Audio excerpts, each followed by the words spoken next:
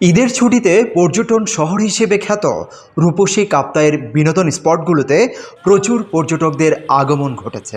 ঈদের দিন থেকে শুরু করে আজ ঈদের তৃতীয় দিন পর্যন্ত বিভিন্ন পর্যটন কেন্দ্রে গিয়ে দেখা যায় বিনোদন প্রেমীদের ভিড়। সরেজমিনে গিয়ে দেখা গেছে কাপ্তাইয়ের ওয়াঘা রিভারভিউ পার্কে অসংখ্য পর্যটক। এছাড়া কাপ্তাই লেক প্যারাডাইস, প্রশান্তি পার্ক, শিলচরের নিসর্গ রিভার ভ্যালি বিনোদন স্পটে গিয়ে ভিড় দেখা যায়। এইসব স্পটে পরিবার পরিজন ও বন্ধুবান্ধব নিয়ে দেশের বিভিন্ন প্রান্ত থেকে পর্যটকেরা বেড়াতে এসেছেন।